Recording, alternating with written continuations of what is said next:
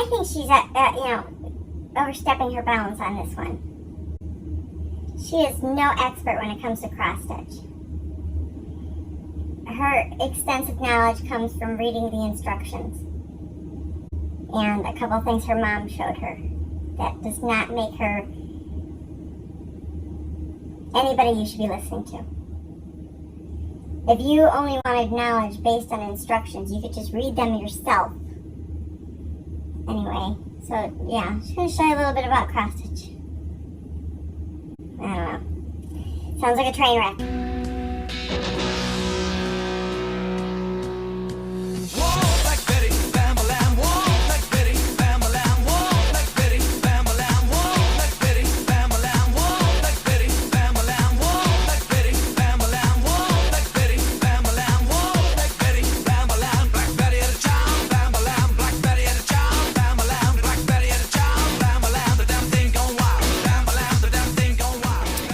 Well, hello everybody.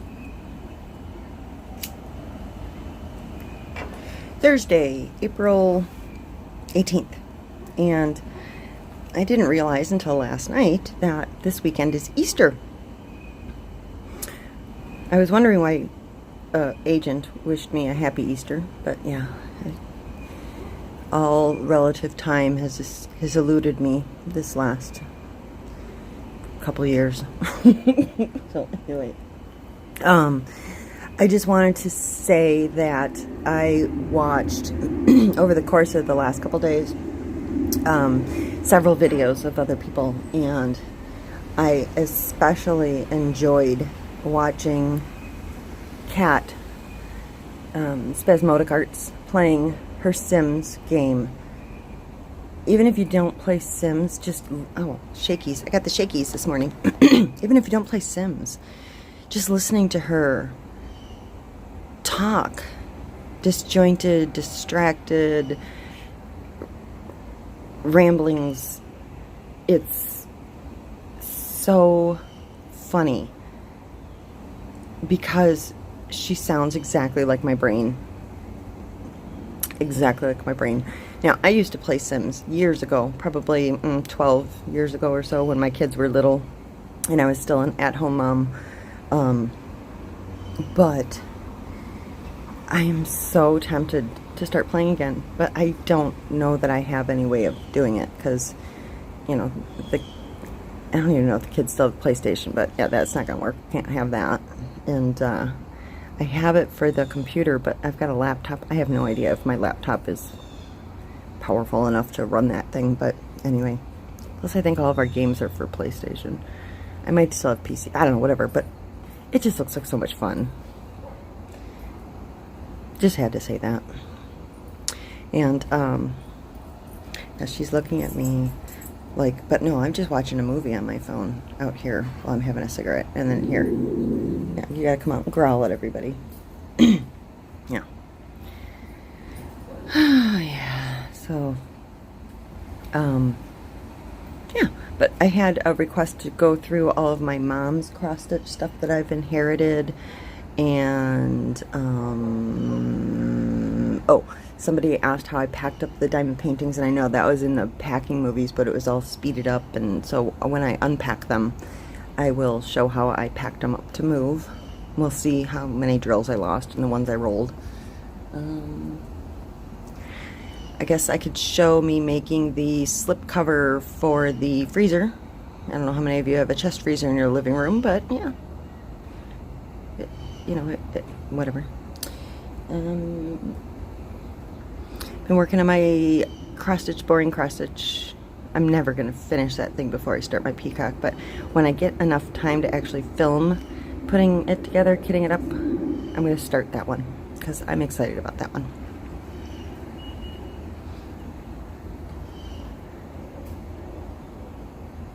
What else? I don't even know. I can't think. I love days when I have meetings scheduled. So I have a team meeting today, and then I have time to do my schedule choices. The way my company works is, because there's so many employees, there's all different schedules because we're open 24 hours. And based on your performance rank, you get your ranking for first choice of the different shifts available. So, like for example, my team last year, I think there was 42 people on the team, and I was ranked number 21. So right in the middle of the pack, which was pretty darn good since I was one of the newbies. You know, I think there was 13 new people, so of the 42, 13 of us were brand spanking new, and I ended up in the middle. So I beat out people who had been there for a while as far as my rank. Well, now I don't even know how many there are. I'd have to look again, but they've really hired a lot of people in my department. So I think there's like 60-some people now, and I'm ranked 20 out of 60-some. So hopefully I'll be able to get myself a shift where I don't have to work weekends. That's a possibility. And then one of my friends went into underwriting, and you don't work weekends or holidays when you're in underwriting. So she's trying to get me to go to them, but I don't know if I want to do that. The other position that I applied for that I didn't get the job was a pay grade higher than underwriting. So I'm probably going to hold out for that.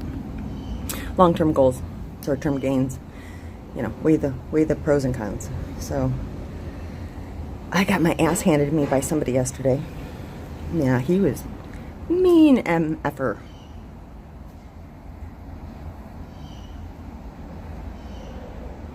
He had actually been escalated already, and then that person wasn't licensed for the state that the guy wanted a policy in, and so they transferred him to me to do a quote for him.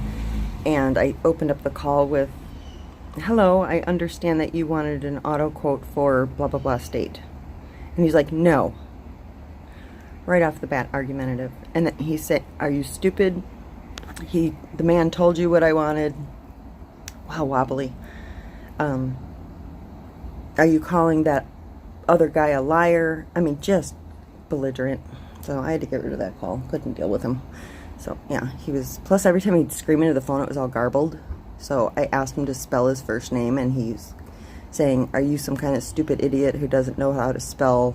And then he repeated his name, which I couldn't quite understand. So yeah, I can't spell blah, blah, blah, blah.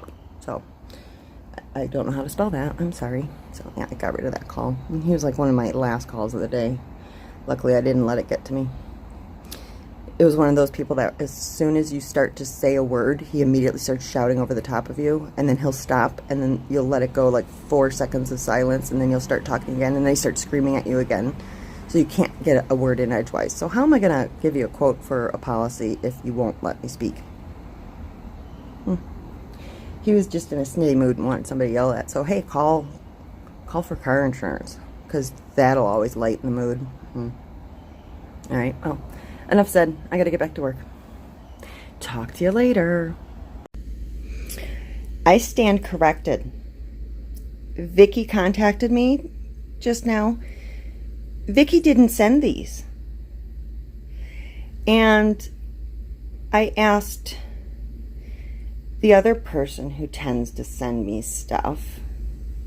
Wasn't her. Our good friend Michelle in Australia. So I don't know who sent these. My apologies for giving credit to the wrong person.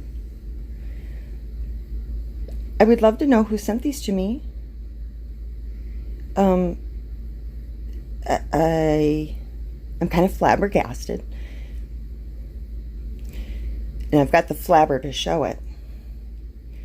But, yeah, who sent these? Please let me know. Did I miss an email or something? I don't know. But I love them. And I think I'm going to do a good mermaid. Rather than, you know, this. Look at her face. Yeah, anyway, the light's on. But, yeah, so please, who sent these? Because I want to thank you properly. And I still have the shakes, apparently. But, yeah. All right. Whoever it is, you're a sweetheart. Thank you very much. And please, let me know who it was. All right. Work is done. Dog is walked. Mail has been gotten. Now, our mailbox numbers do not match our apartment numbers. I tried to get the mail yesterday, and I felt like an idiot because I used the mailbox key to try 20 different mailboxes.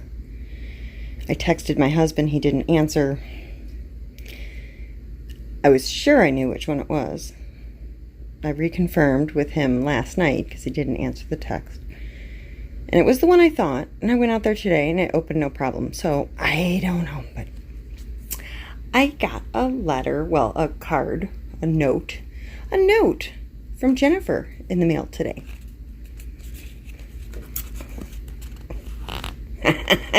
Okay. Oh, and she did say I could read this on the air, on the video. Dear Wendy, what is life without someone to explore its ins and outs? Over the years, I've realized how amazing life can be if I shop long enough to look around and be aware of those someones who encourage, uplift, yes, ever cry with me. Oh, even cry with me. Thank you for being one of those someones. Your heart speaks for itself, and I am blessed to have you in my life. Oh, Jennifer.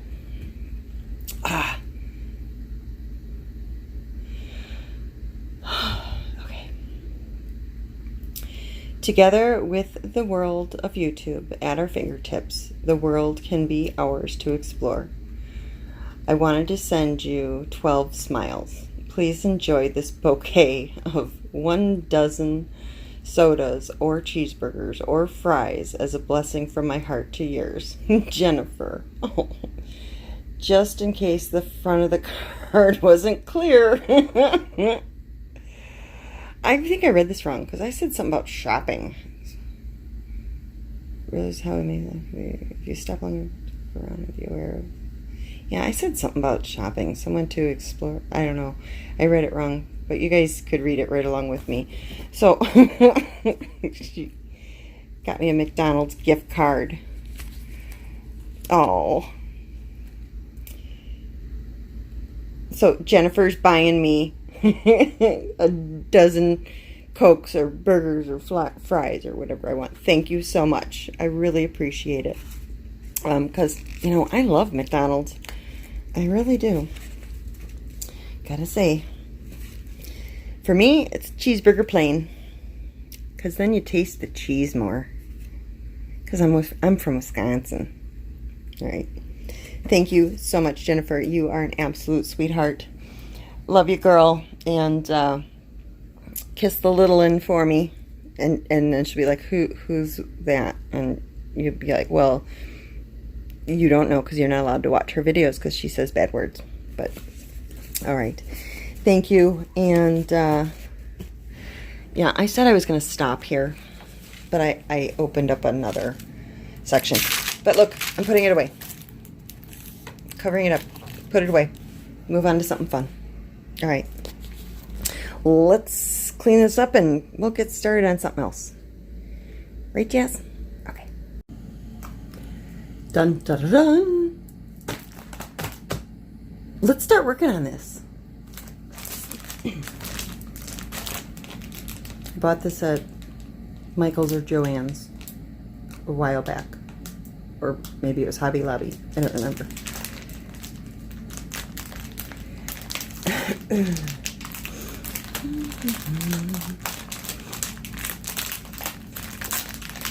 It's been a long, long time since I've started one.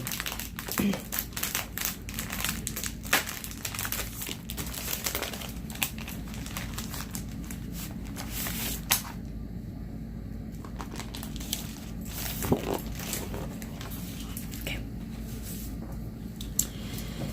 Here's my floss. All the beautiful colors. Those look nice. Kind of hard to see, but very pretty. Love it. Okay. And there's one of those. And one of those. And an extra thing of this. All right, get rid of that. Here's the picture. Okay. All right.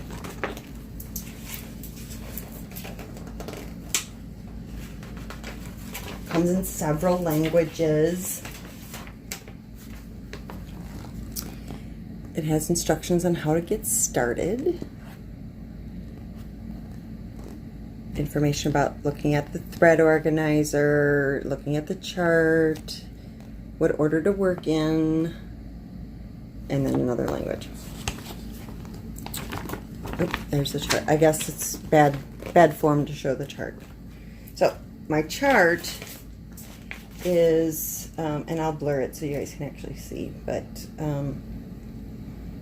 okay, so what I'm going to do, I'm going to put this here, and there's the second half. Okay, so it's a 2-pager, and the way I do it, I make photocopies so that I can use highlighters to cover over what I've already done. Okay, so with that said, let's see here.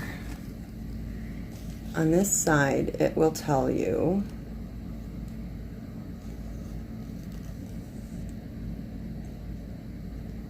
the code,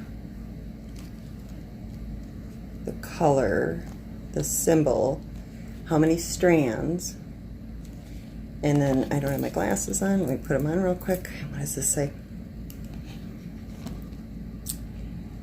Half cross stitch. So these are half stitches in this column. So full stitch and half stitch.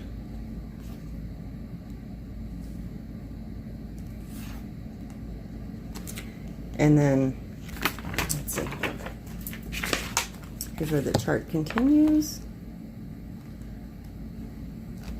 Now here's your blended, so one strand of 2 different colors put together, and then half stitch 2 strands, and then you've got back stitching. I love back stitching. I've never seen back stitching with 3 strands, but we'll check it out.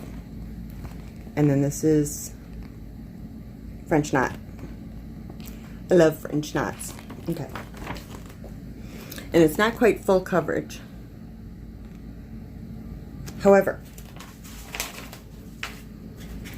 this is the material that it comes with. This is Aida. I don't like Aida. It's easier to work on. Not easier for for quarter stitches. Half stitches are fine. It's not easier when you're doing quarter stitches or, in my opinion, back stitching, depending on the pattern. I tend to do fairly detailed cross stitch patterns, so most of the ones I've ever done, I think, with the exception of what I'm doing right now, most of them are all include quarter stitches and back stitching and all kinds of stuff, and I just don't really care for the looks of Aida, but it is much easier to work on because you can see the little hole where your needle goes. It's pretty easy to see right where you're supposed to go. So I need to convert to linen, and this is not in English, but it's 14 count Aida. And again, there's a million channels out there with this information, and I never knew that there was channels, and so I'm just going off of what I learned. Okay, here's in English. 14 count Aida. So normally with this, you would go over, 2 threads over 1 square,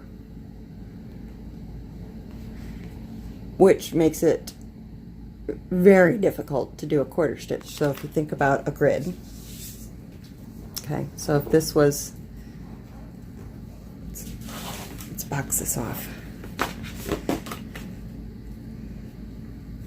Grab some Post-it notes. We'll make a little example.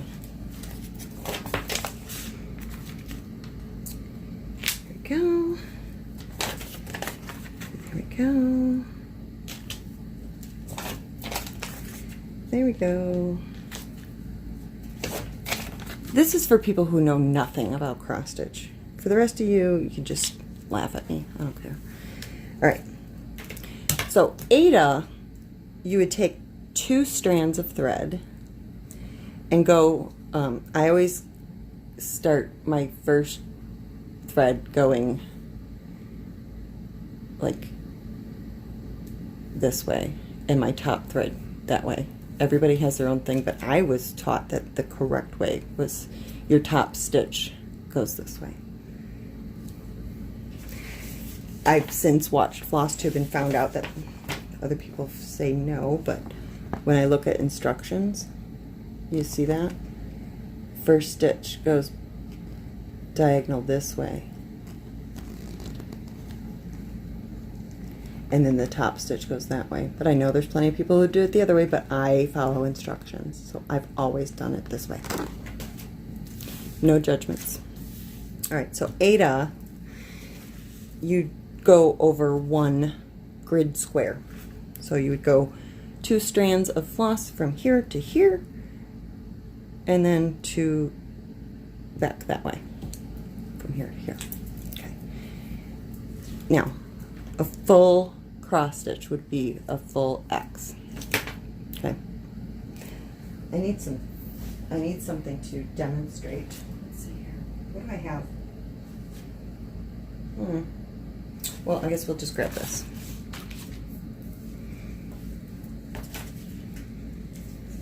We'll grab one of these. We'll pretend, because each one of these actually has 6 strands of floss in it, but we're going to pretend that this is 1 strand. Okay, so 2 strands would go this way, and then of course down through the back of your fabric, and that way, making your X. Now, that's a full cross stitch. That is a half cross stitch. A quarter cross stitch is just like it sounds, a quarter of this box. So if I had a very detailed picture, let me zoom in a little for you. If I had a really detailed picture with lots of back stitching and fine curves and whatever, a quarter stitch might be 1 color would go that way, and pretend that goes down. Well, here, we'll do it this way. So 1 strand would go like that, and let's say another color was intersecting, so you might have another color there. Let's say it's really crazy, and you'd have 4 different colors, all of them a quarter stitch. Sometimes you'll have where 1 color will just be like 3/4 of the box. You know, you can imagine. Depends on what your pattern is. But trying to do that on Ada, forget it. Now, the patterns that they sell, the kits that come with Ada, they're not going to have those kinds of stitches, typically. I've tended to buy patterns that don't come kitted up already.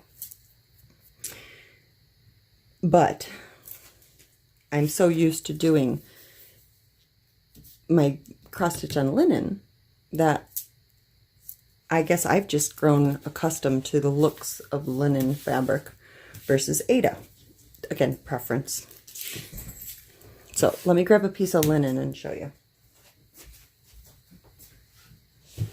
Hey, remember my fabric bin? Okay, just pulling it down.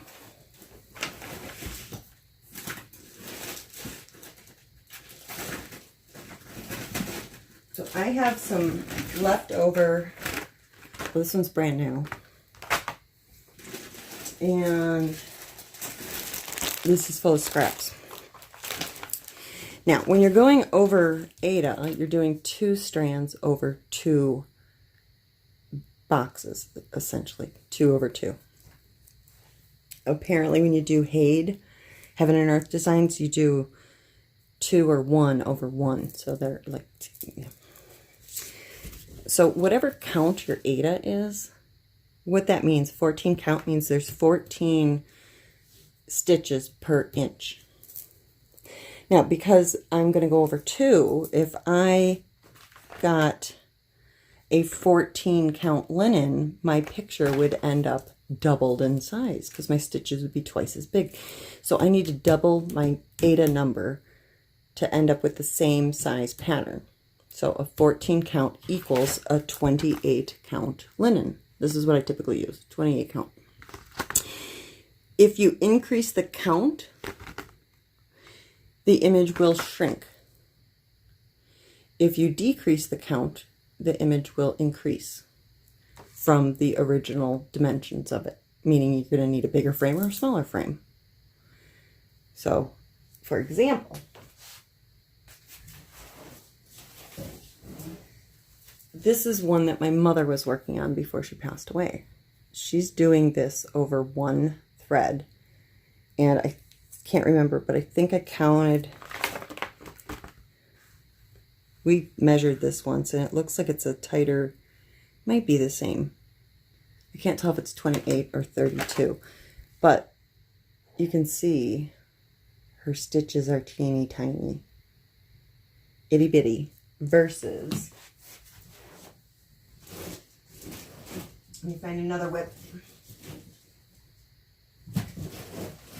I know there's a second one in here somewhere. Here it is. Okay, this is the other one that she had going. And this looks like a 14 count to me. So here's the size of each stitch. You can see each box. So basically that's your stitch. Versus, how am I going to do this? I don't know how I'm going to get these both in the frame, even if I go this way. You can see how much teenier, tinier her stitches are on that one than this one, because even way back here, you can still see individual stitches. So this is like a quarter of the size stitches as this, because again, what she would have done one stitch, she's doing 4. So they're a quarter of the size. So her picture will end up a quarter of the size of if she would have done it over 2. Does all of that make sense? Okay. So, or is it half? No, it's a quarter. It's half the size that way and half the size that way. So I guess it's half the size. I don't know. Now I'm confused. I've confused myself. Half the size. Yeah, half, not quarter. 4 times as many stitches, but you end up, I don't know. How confusing is that now? Yeah, it would be half. Yeah, because 2 by 2, 4 by 4, half.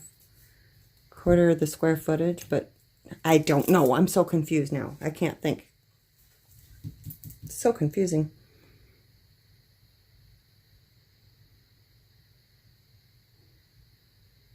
Yeah, that's a brain tease, isn't it? 4 stitches. I don't know, whatever. So I tend to do 28 Aida, or 28 linen when I'm converting 14 Aida, so that my dimensions will end up the same. So this confusing tutorial, let's see here, put away. Oh, and I didn't put that back in that bag. Oh well, we'll clean it up later. So you can see this isn't a terribly large picture. It tells me on here the dimensions of the finished product, I do believe. Yes, 9 by 15. So I would need a 9 by 15 inch piece of linen plus extra for framing, because you need to be able to stretch it around board, whatever, matting it. You got to stretch the suckers. So we always went with an extra 1.5 inches to 2 inches for framing. Let's see what they did, out of curiosity.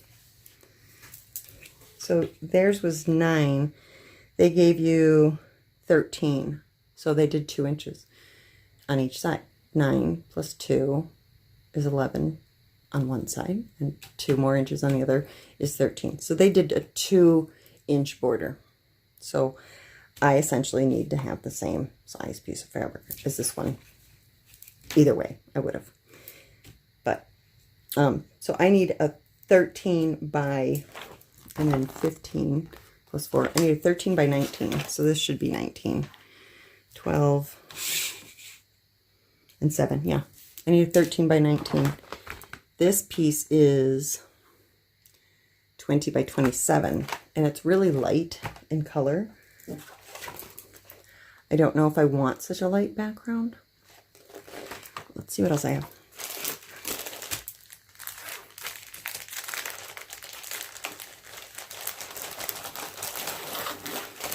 Here's a darker piece. That might be nice. I like that better. I do. I'm assuming that it's 28 count because that's kind of what I always bought. But I don't have the packaging, so I can just eyeball it and see if it looks similar. Yep, it does. If I really wanted to get crazy, I could grab my ruler and count. But I don't care that much because I think it's plenty big. It is plenty much bigger than the piece that came with the kit. So I should be fine. If I wanted to be scrimpy, let's see here. I'm probably okay to even do it sideways on here because I'm only short like an inch. Now I'm making a giant mess. I'm going to put this way because I don't want it. Oh, look, here's the needle that came with it. Okay.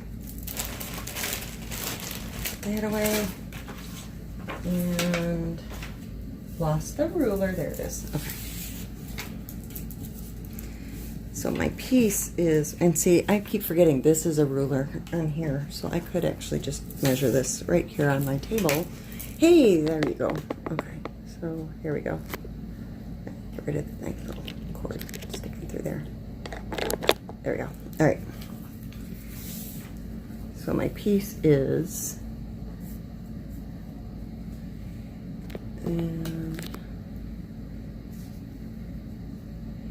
18 inches, and I said I needed 19. So I'm 1.5 inches extra on either side. I think that's fine. Which means then I only need to use half of my piece of fabric, and then I still have an extra piece for another project, so I don't waste a big ass piece. So that's what I think I'll do. And then this way I'm fine. I've got plenty. It's more than double. So that's what I'm going to do. I'm going to cut this in half, and then I'll still have one more piece of linen for another project. Okay. This factory edge makes me a little crazy sometimes because when you're trying to stretch it, like on your Q-snap or frames or whatever, it doesn't stretch like the other side and it ends up all wonky. So usually you can cut that off, and so things kind of have the same tension all the way across. I'm going to, let's see here.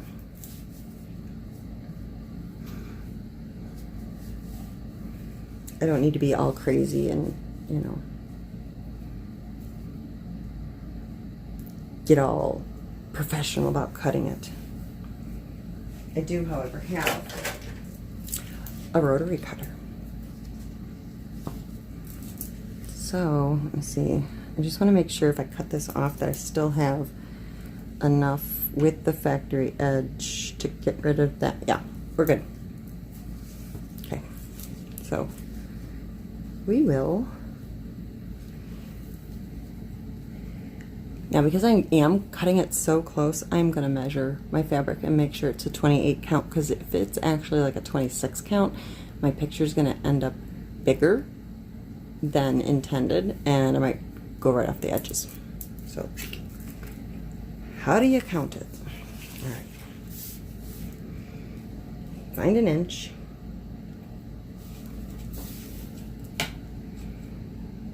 We're going to go from 2 to 1 because rulers suck. And zoom you in here. Let me do this. Eek. Okay. Zoom you in and get my shirt caught on the tripod. Okay.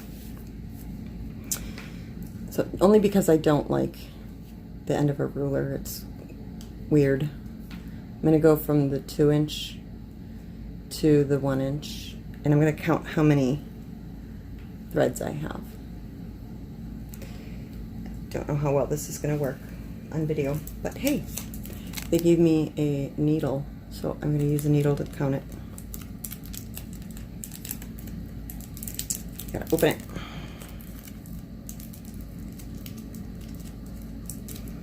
If I knew my fabric was 28, I wouldn't have to do this, but I just want to make sure that my picture's going to end up the size I'm expecting, the 9 by 15, and that I'm not going to sew this entire thing and turn out to F myself. So now I need to put on my Magoo goggles and get my face right down in there. Okay, so let's see here. We're going to start from 1. All right, so I've got 1. That's 1. 2, 3, 4, 5, 6, 7, 8, 9, 10, 11, 12, 13, 14, 15. Uh-oh. That could be a 30 count. And try this again. All right. I'm gonna line it up with that little dot. Okay. 1, 2, 3, 4, 5, 6, 7, 8. Am I in your way? I hope not. 9, 10, 11-ish, 12, 13, 14, 15. So it might be a 30 count, which means then my picture's going to actually end up smaller, which is okay, as long as it's not bigger. But yeah, you can see this is not easy to do. Maybe if I just measure from the 1/4 inch. Let's see.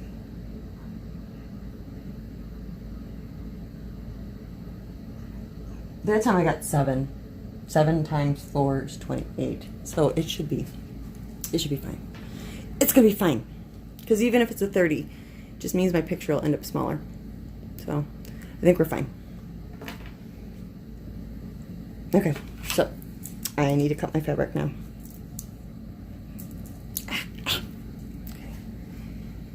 Alright.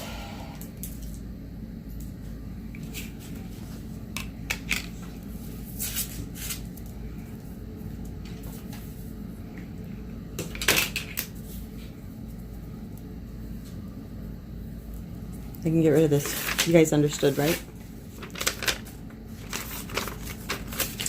If some of this doesn't make sense, watch other channels that are about cross stitch, because this is my first cross stitch video. Yeah, I'm not too good at explaining stuff. Okay. All right, and I'm just going to use this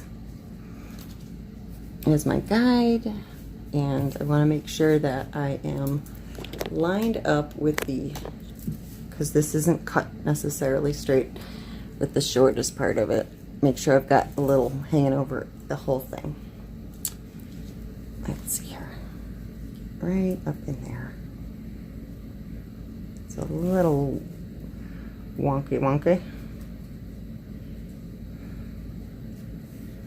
There we go. All right. And to here. Now, I'm just going to grab a straight edge and my rotary cutter.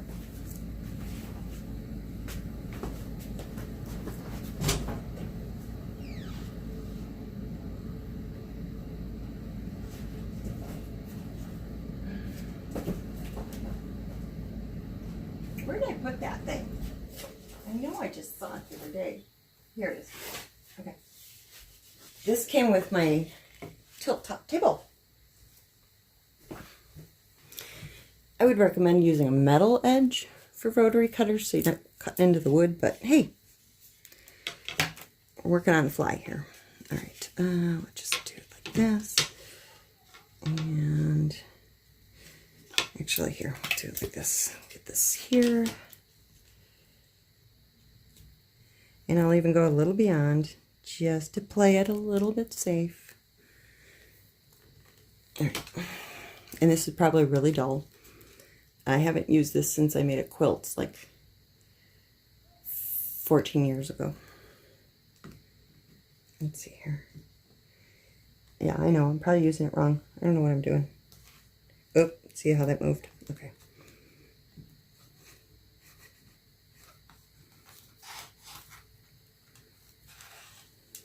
Be very careful of your fingers. Yeah, it's all over the place. I don't know what I'm doing. Okay.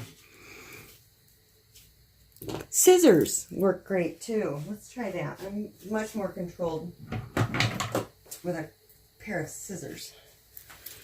But I can see where I'm going now, because I drew a nice little line with my rotary cutter. And I've got those scissors that, yep, my great fabric scissors. Okay, let's try these. All right, let's see here.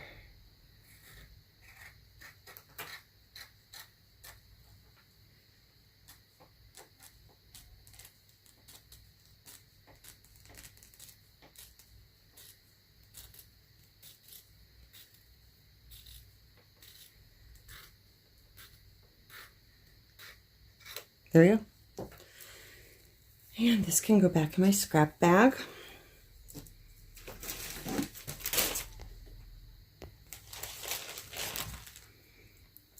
Put these back in the cover. Keep them sharp.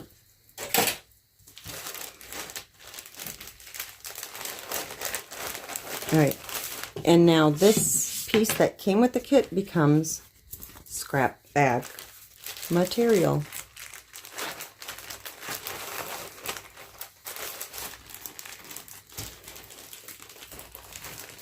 All right.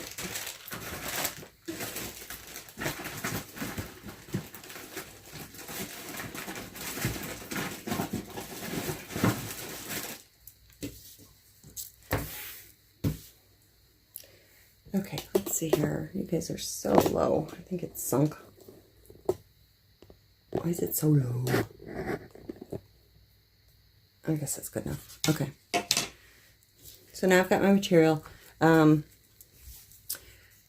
I always ironed it first to get that wrinkle out. So you don't need to see me iron it. It's just a very low setting to get the worst of the wrinkle out. For the most part, you probably don't have to, because you're going to put it on a Q-snap and you're going to stretch it and it's going to come out, but whatever.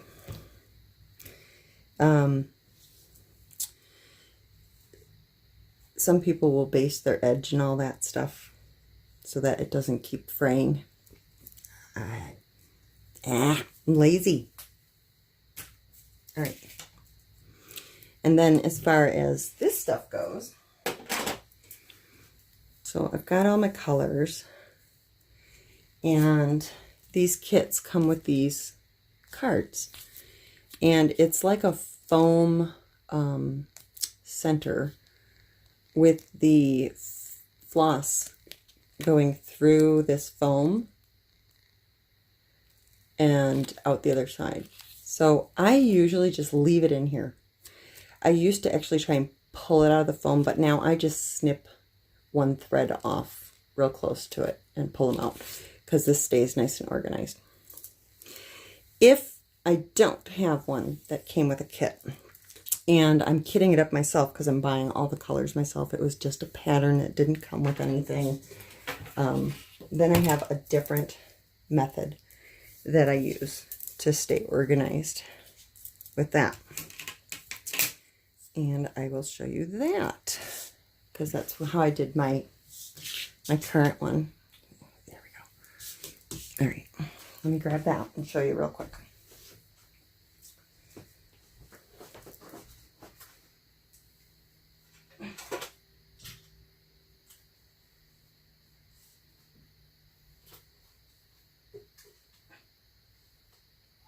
I keep pulling them off, darn it. Grab one that's not all jacked up. Alright. So this would be one where I only bought the pattern and I had to buy all of the DMC floss and the fabric and everything on my own. So what I do is, and everybody has their own method. I use a ring. I just one of these metal rings that opens and closes. And my colors are all in numerical order on my ring with the entire skein in here. Okay. I also do have the boxes with the bobbins. I found I don't like the bobbins anymore. I don't like unwinding all the floss off the bobbin where I could just pull it right off the skein. So my long-term storage, depends on how much I get back into cross stitch, whether I'm going to rethink it. But right now, my long-term storage is on bobbins in bins. But when I'm working on a project, it goes on a hoop with all the bags. And then I have these cards that are magnetic. And they have little slits cut in the cardboard. You can make these yourself. You don't have to buy them. But, you know, this was before I knew anything, because these are like 30 years old. And we used to, because it's got lines on it, you could write your symbols and everything in a pencil and erase. And I'm like, why am I doing this? Post-it notes. And then I load like one good length that I'm going to use, and how long you use is up to you. Mine, I tend to do, so this is like one 6-strand chunk off of a skein, and mine are, because I double over on my thread, mine are the width, they're my wingspan. So if I was to stretch this, you can't see me, but one arm to the other across. That's how long I make mine.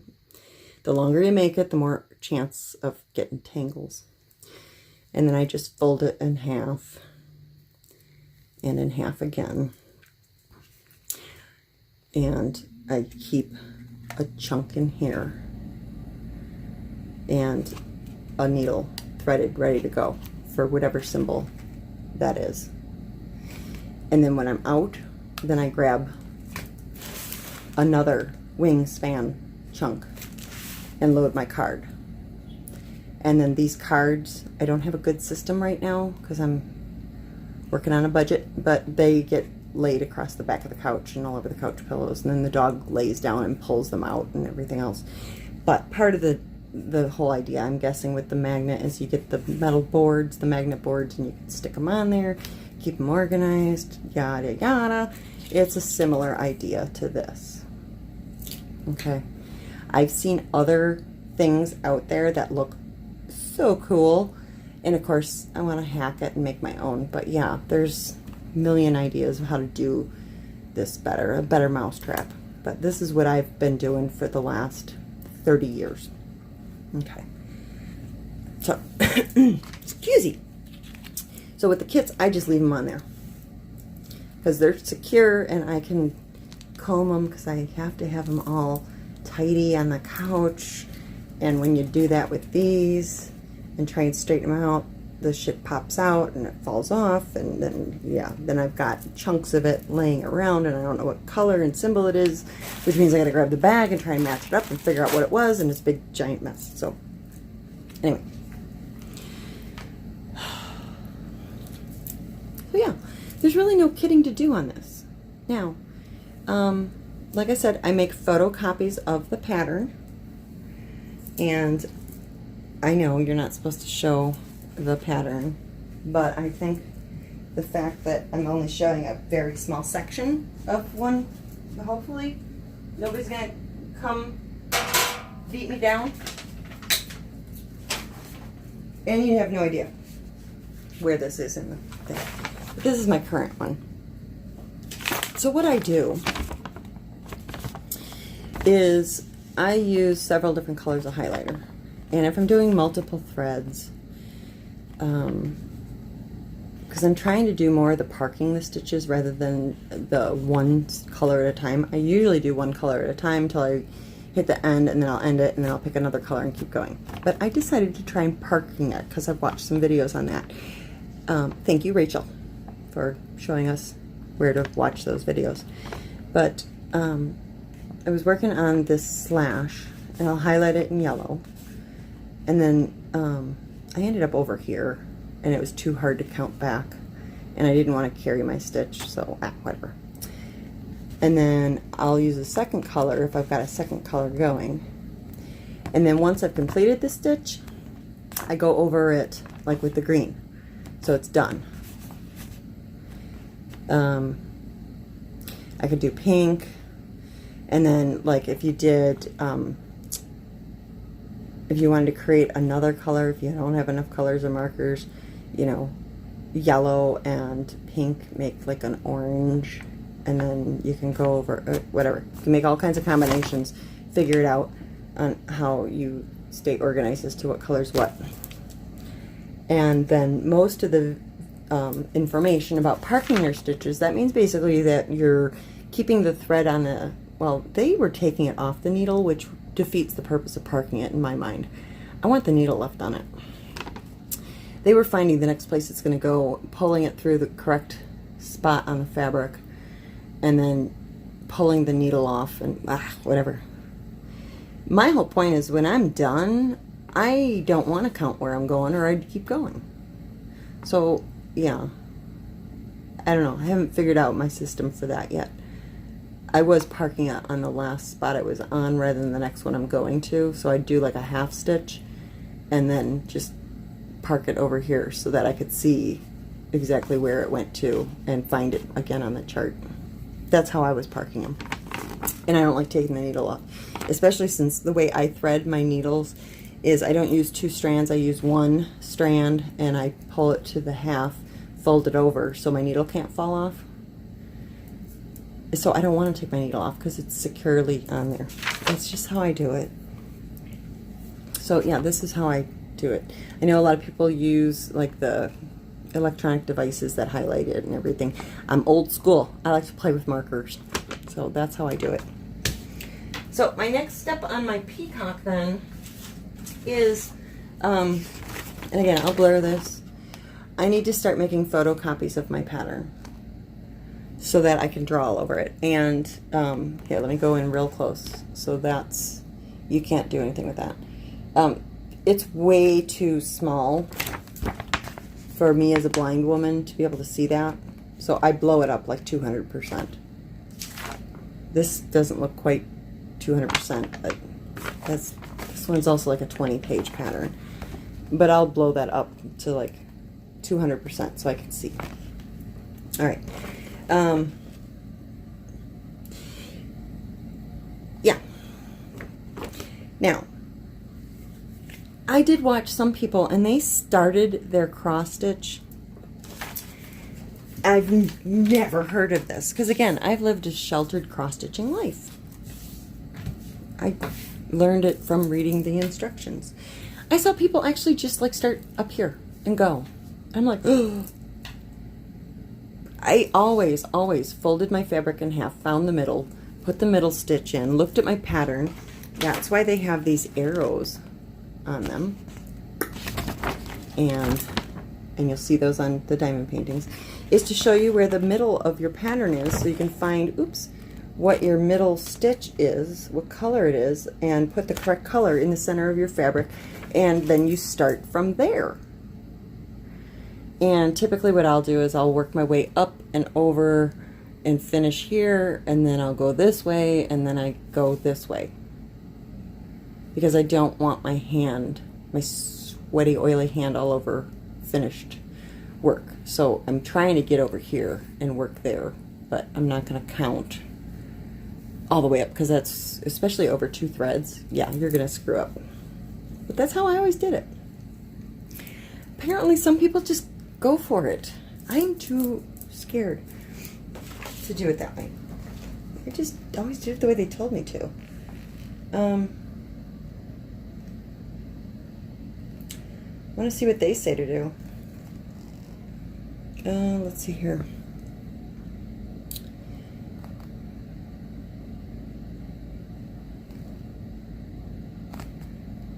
Prepare your fabric. Prevent your fabric from fraying by overcasting the edges with your own sewing thread.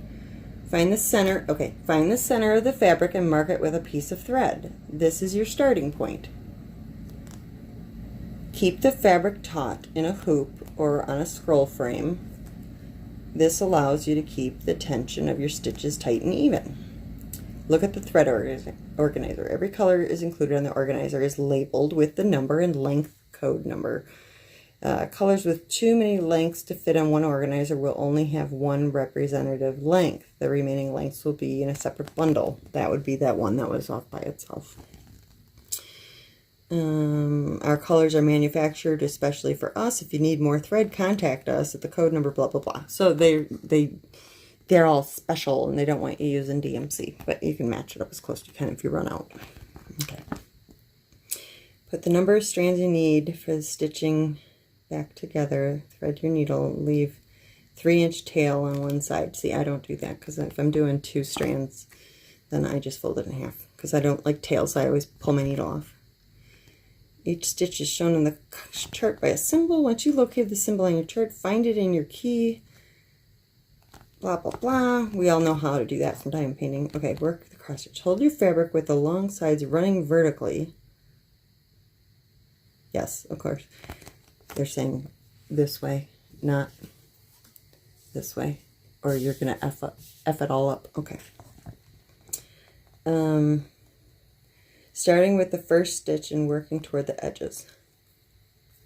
Oh, that first stitch, the one you put in the center. Work toward the edges. To add depth and shadowing to your design, some colors are combined in the needle. Those are the ones that are 2 different colors. Add the other stitches in order they are listed in the key. So they're saying for your back stitching and everything else, let me find it. I've never done this. I never paid attention to this, to do it in order.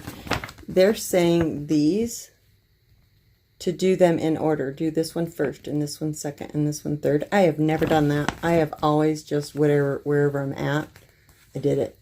But yeah, that makes sense, because sometimes your back stitching will cross over the top of each other, and it makes sense which one they want on the top. So yeah, I just learned something. Awesome. Okay. Some people will wait till they're totally done to do the back stitching. I don't. I do it by section. All right, and let's see here. That's all that says. And then here's instructions on how to cross stitch. And they're saying that the back of it should look like this. I have never done it that way. Okay. What I have always done, this is to save thread. Okay. I've never done that because I don't know. I was taught to always have the back going the other, so I don't know how to explain this. Basically my back is full coverage too, because then you have somewhere to carry your stitches when you're going to, you know, end a stitch or whatever, because it's really hard to run your stitch underneath these little tiny nubs to end or begin stitches or to carry to a new section. I've never done it this way. And it tends to, I don't know, it just looks different. I've always done it a different way. So they're going from A to B to C to D to end up with that. I was taught to start from B to A to D to C to F to E. And then that gives you an even longer stitch on the back side, which then gives you plenty of space to end your stitches and begin stitches and everything else. So I'll show you the back of mine. It's a holy mess, but that's how I always did it, I suppose. But I didn't So, and I think it's everybody's preference is how far you'll carry a stitch from one area to another. So, you know, here's the top, okay? And then here's my back. All right, so you can see like where I've got one color going for a long time. You know, it's pretty uniform. Just go all the way down and back, all the way down and back. And then sometimes I'll go from top to bottom, top to bottom, top to bottom. But it ends up very covered on the back too. Rather than having, like, you can see a few of them here and there. Little tiny stitch there. It's really hard to go under that. But I did see there's a different way of beginning and ending your threads that I didn't know about. I can't remember what it's called, but Rachel turned me on to that. I haven't tried it. I'm scared. I'm so scared to try that. I just feel like it'll pull right out. But yeah, so that's some information on that. All right. And then they show how to back stitch. A to B. See, this is how I do mine.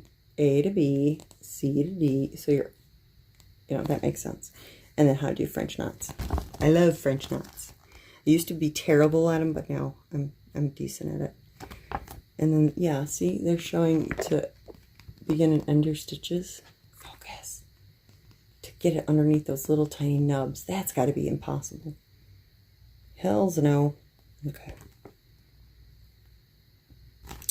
So.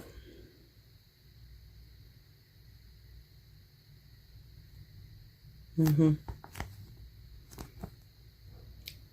then when you're all done, because it'll be all grungy from your hands, hand wash, lukewarm water, mild dishwashing liquid. Do not use cleaners intended for fine washables or woolens, so no woolite. Do not bleach or dry clean. Dry it flat. If you're going to iron it, lay it face down on a towel and iron on medium. So you don't want to iron over the top side of your stitches. You'll smush them. Think of a cotton ball. If it's wet and you squish it and you let go, that sucker ain't popping back up. It's going to stay squished. So you don't want to be ironing with heat on the front side of your threads either, because you're going to smush them down and they won't be all fluffy and pretty anymore. Okay, so anyway, that's that. I'm going to start this up and, oh, Q-snaps. Hey, let's show you how that works. Okay, let me put some of this away. I'm going to pause you so I can clean up my mess, because I got quite the mess going on here now. Okay, you get a lot of different options for a frame for holding it. When I very first began, it was these. It's really difficult to keep it taut in this. It just slides around, keeps getting loose, and it's supposed to be tight like a drum to keep your stitches even, because it'll end up, you know, stretched one way or the other and it ends up all wonky. So this is my least favorite, and I wouldn't use it. Then we moved on to this kind, which has this spring-loaded, and it worked a whole lot better. Again, this thing's like 30 years old, but clearly I was using it on something pretty small. But it did tend to hold it pretty tight, and if you wanted to, you could hold this little thing, because I have arthritis, I'm thinking, issues now, and holding my hand like this, it'll cramp up. So this is a little bit easier to hang on to. But I don't like one-handed stitching. I want to go faster. I want to use both my hands, which means I need a stand that's freestanding, so that I have one hand. Well, actually, how do I do it? Yeah, I use my left hand for the underside and my right hand for the top side, and I'm poking, pulling, pushing, pulling, pushing, pulling, pushing, pulling, and I can go twice as fast as this stuff. Okay, that's my preference. I then moved on to the Q-snaps, I believe these are called. I'm not sure, I just keep hearing people call them. This is just what I bought. And I have different sizes and then extenders, and so I just grabbed what was closest. This is what I typically use. I think a lot of people use this. I had a stand frame before my cross stitch that I really liked, and we sold it in this estate sale in Wisconsin, and I haven't replaced it. So yeah, I have a cheap ass lap stand that I bought at like Michael's, and I hate it, and it sucks, and it's terrible, and I would like to have a new stand frame, whatever. But yeah, my rig that I got going right now, I tried scroll bars, I can't get it tight, and my mom complained of the same thing. Scroll bars, you're only gonna have tension in 2 directions. You don't have tension this way. So things end up wonky, like elongated, and it's just, I feel like you want tension on all 4 sides. So that's why these Q snaps are decent.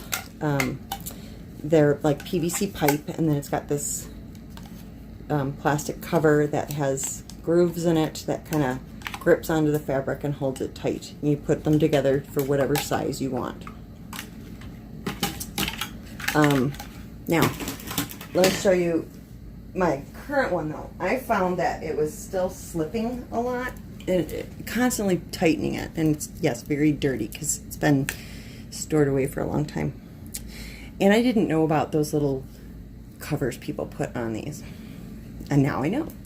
But I put a piece of felt in there to give it a little more thickness to keep it tight, because I was constantly yanking on the fabric all around the edges to retighten it and retighten it. And I found that if I just put some felt on all 4 sides, it keeps it from becoming loose, so it still stays pretty tight. That's a little tip, and I just discovered that on that one. Before that, I never did that. That's where I stopped. That's the last thing I've ever used, is the Q snap. However, my mother went another step further. She ended up switching to these. These are like tongue and groove, and different sizes, and they fit together pretty snugly. I'm not going to do it, but you saw her whips. Oh, I got to pull another one up. And I just stuck it up high too, because I figured I'm not going to go back in here for a long, long time. Wrong. Okay, pull it back out. So she switched to those, okay, and then thumbtacks all the way around to keep it tight. But I'm noticing this is not tight anymore, so it would need to be restretched. But this, I'm thinking too, would probably work a whole lot better in my my frame over there, because all I would need to really do, well, no, you couldn't do it with the fabric wrapped around it. No, that wouldn't work. I was going to say, if you drilled a hole, this could be the thing, but yeah, you can't drill a hole with fabric there. That's not going to work. So anyway, yeah, this is what Mom moved on to. I would be driven absolutely insane by all of these tacks catching my thread while I'm trying to work. That would drive me insane. Absolutely insane. And if you pounded them in and then trying to pull them out, and not my thing. I just go with Q snaps. And that's what we're going to do. Let me put this back away. All right. Let's see here.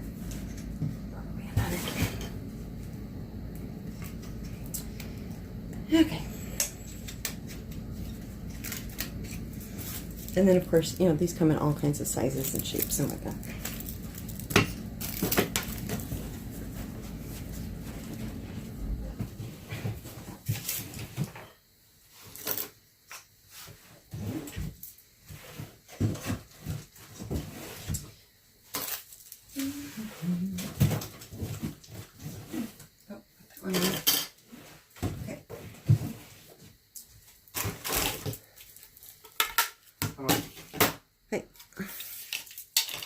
You making a video or something? Okay. And this. There. Okay. Let me back you up a little. Let's see here. Okay. left this one out too. Alright. So essentially, I like to have my entire piece accessible at all times. I don't want to have to move it, because it's not so bad when you go from a smaller frame to a bigger one, because you're going to cover over any wrinkles or whatever. But once you've sewn on it, I really don't want to put a Q-snap over stitched work, because it's going to smash it, and yeah, so I don't like to do that. So I try and get my frame as close to being able to see my entire pattern all at once. So I'm going to find my center real quick. Let's see here. Just fold it in quarters. And I guess I'm not going to iron it. Let's see here. Well, I hope I didn't mess all that up. And let's see. Where did I put my needle?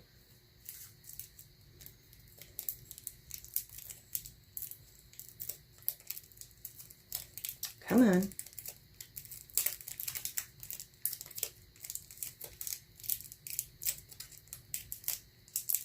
I'm not going to thread a needle and everything right now, but basically what I'm going to do, I'm just going to fold it in quarters. And I'm just going to stick the needle through the fabric close to the center. It doesn't have to be that precise. But then I've got my center marked with my needle. And once I've got it framed, then I can put a stitch in if I want to. All right. So, let's see here. This, and this, and this. Getting tired. It looks pretty good. I could put one extender in. Possibly. It might be too small. Maybe we'll just go with this. We'll go with this, and if I need to make it bigger later, I'll make it bigger later. Okay, so it's got these things here. These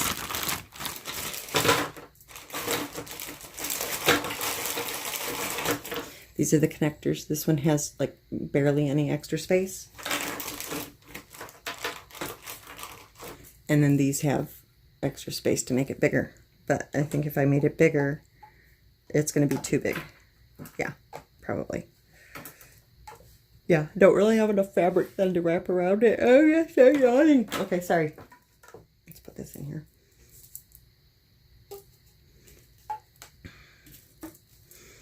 Yeah. Now, of course, I've only got two like that. So they're going to have to go in opposite corners.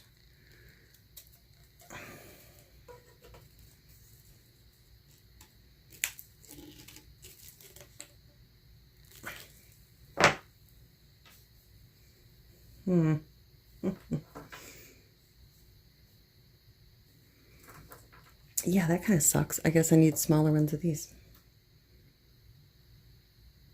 Okay, I'm gonna grab different ones.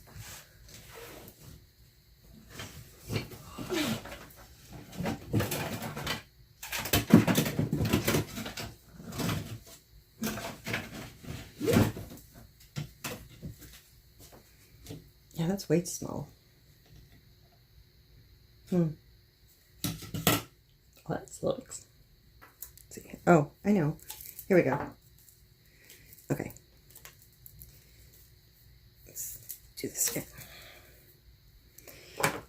I'll figure it out. Man, they're hard to get out of there. I'm not going to use my teeth.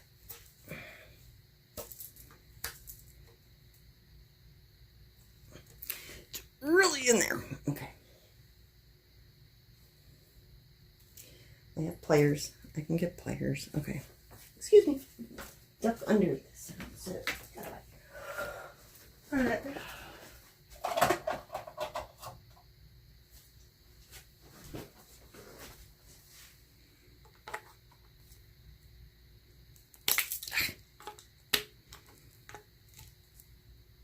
Come on. Oh, yeah. Man. Come on. Getting all jacked up now. Wiggle. There we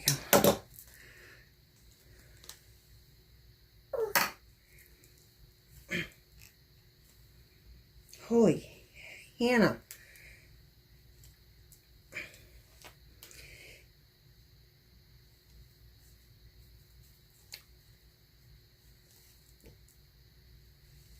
I'm starting to break a sweat.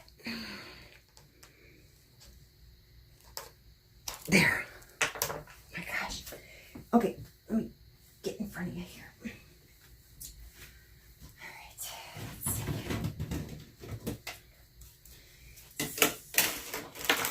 So I have to use 2 of those and 2 of those.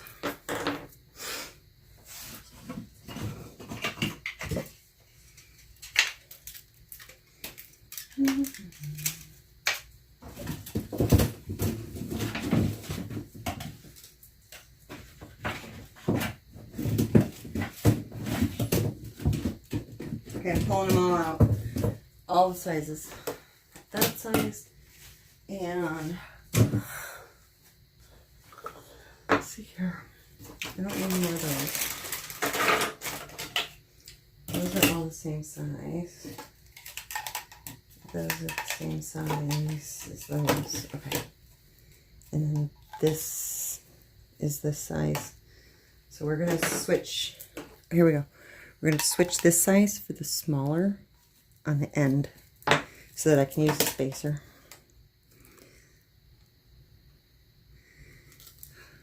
Hopefully not as hard to put there. There we go. Okay. There we go. And then the non-spacer. There we go.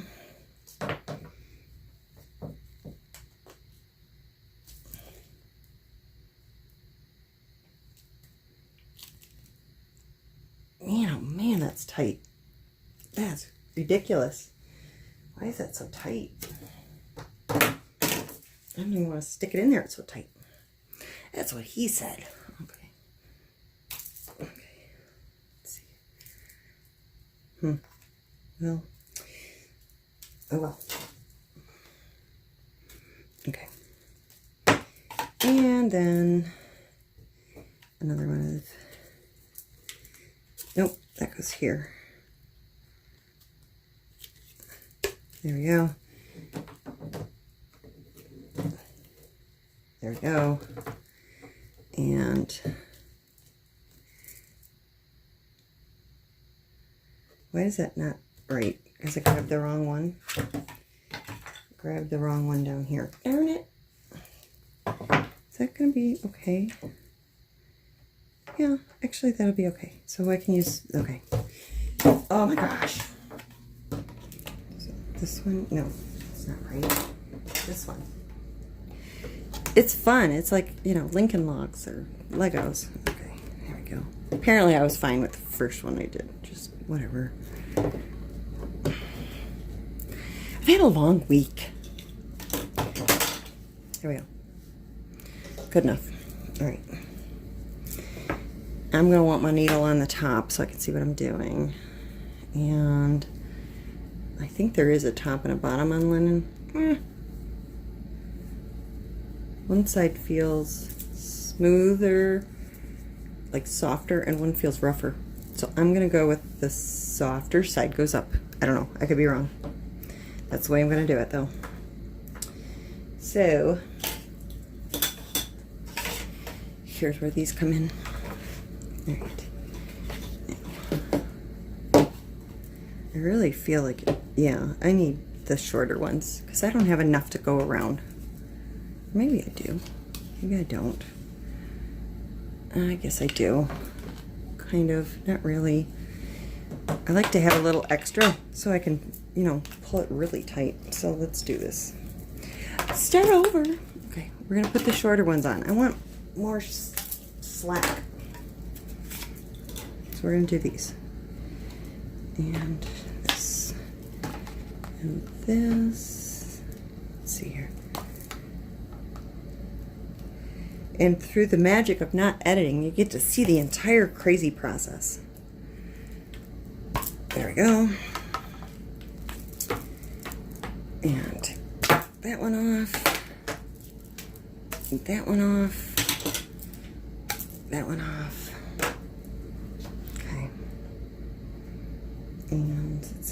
this goes back on here. And this goes back on here. And then I want the bitty baby one. That's this one. Okay. Yeah, we got it. Okay, there we go. That was fun. Okay. There. Now I've got more slack. Okay. Now, here's how I've always done it, and I could be completely wrong, because again, I didn't know there was any kind of education on cross stitch until this last year. I just put it right on there, snap it down, and it's kind of not quite twisted where it's going to be. It's a little cocked this way. And then I'll do the same on this side. See, because I'm putting it on straight, not from the side. I'm putting it from the top. So then I just kind of put it in there, and then I twist. See? Got nice and tight. I don't know if that's how you're supposed to do it, but that's how I do it. And then I do the same thing on the sides. So with this, these are the little itty bitty baby ones that came with these, but because I put the spacers in, I'm going to steal the longer ones from a different set. So same thing. I'm going to put these on kind of straight and then twist. And now I'm nice and tight. And this is where I kept finding that it would loosen up over time. So I put that felt in there. Especially if I didn't have enough to grab hold and tighten it by hand, because you see I don't have much space. So a little piece of felt kind of helps. But yeah, there we go. We're all ready to start. And then depending on what kind of frame you have to hold this, whether you're just doing it one-handed or if you have some jacked up mess like I do, again, this is a hack from a scroll frame, and it's horrid. I hate it. It sucks. Do not recommend. I wouldn't buy one of those. I had it was called a Gazelle. It was a inexpensive floor stand. I think 20, 30 years ago it was like $100. But there's better shit out there. But that thing is horrible.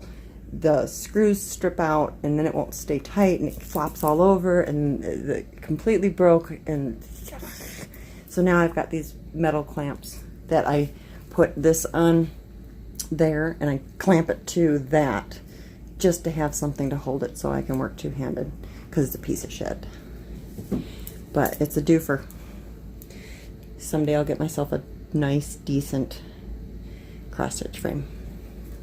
But we're all ready to sew. I've got my middle. I've got my chart. I need to make some photocopies. I'm going to blow them up. And I'm going to start sewing. Okay, let me go make my copies. Making copies. Alright, I'm going to start. Here's the middle. I'm going to go head this way first. Like I said, I like to have my hand over fabric and not over my stitches. So I'm grabbing my top sheet and I'm making a photocopy of my top left quadrant or ish, whatever, and blowing it up really big. Alright, I made my copy, and again, trying not to show the whole pattern, but the, let's see here, the center, you're going to have to trust me on this, the center is here. This is the original. Center is there. You can see 3 little blue squares and a little dot, and okay, to the edge. This is the top left corner. So I played with the copier till I could get it on one piece of paper, and you can see I was so close to the center. 1 stitch off, big deal. And it goes to the edge. So I've got 1 piece of paper, and for my particular instance, it ended up being 175% blown up, not 200, because then it wouldn't fit. But now I've got my starting point, and I can just start going, and I'm going to probably go over here and then try and head up to keep my hand off the finished work. So again, if I broke some sort of written or unwritten rules about showing cross-stitch patterns. I don't think I've shown enough for anybody to be able to duplicate this.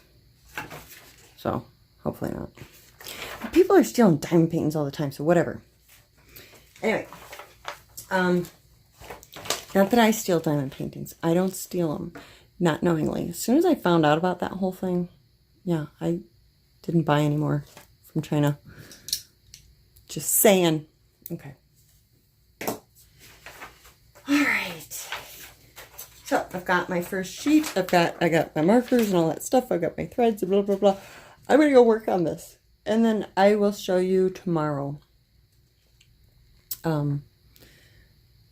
more. If you guys comment and say you want to see more. Because I don't know who already cross stitches and who doesn't and who gives two shits and who doesn't. So, again, I am not a FlossTube channel. My first video, just how to kit it up for the total newbie. I'm sure there's plenty of material out there to watch. But, yeah, if anybody is interested in seeing me actually sew, please don't jump on top of my cross stitch, darling. Let me know, and I'll actually show how I work on it. Then maybe I'll do stitch with me's instead of stick with me's, whatever. But I'm going to let this go because I am starving. My belly's a rumbling, and I'm hungry, and it's 6:52, and our new agreement is I get till 7 o'clock every night to do my own thing. And then I'm available for my husband to pay attention to him. So every night till 7, and then Tuesdays and Thursdays, which actually today's Thursday. Tuesday and Thursday I get to do my own thing all night. So I think tonight's my night anyway. So I get to do whatever I want. That explains why he's not home. Okay, I'm gonna go. I'm gonna edit this, get it put out. And I'm probably gonna watch more of The Handmaid's Tale while I start on my new project. Maybe. Or I might wait to hear back from you guys to see if you want to see this start to finish. So, maybe I'll work on that one, you know, in my time, and then, like, we'll record this from start to finish with chats. You guys let me know what you want to do. Do you only want to see me do this? Kind of like Kat with her Sims. She only does it with you. She won't do it without you. Is that what you want for this? Or just work on it? I don't know. Let me know. Okay. Bye, guys. I don't know. Do you want to see any more of that? Or do you want to just, you know, watch Darice stuff? Because she knows what she's doing. It is kind of funny watching her fumble through the whole thing. You know, the novice teaching. I don't know who she's teaching. Seriously. But, yeah, most of us already know what we're doing when it comes to that. And there's a few of you who don't, but I wouldn't recommend watching her to figure it out. Unless, you know, her communication style clicks with you. Apparently some people just get her. Others, not so much. But, yeah, let us know if you want to see more of this stuff. And then what you've been diagnosed with. Hello and welcome to the Mental Health Hotline. If you are obsessive-compulsive, press 1 repeatedly. If you are codependent, ask someone to press 2 for you. If you have multiple personalities, press 3, 4, 5, and 6. If you are paranoid, we know what you are and what you want. Stay on the line and we'll trace your call. If you're delusional, press 7 and your call will be transferred to the mothership. If you are schizophrenic, listen carefully and a small voice will tell you which number to press. If you are depressive, it doesn't matter which number you press, no one will answer you.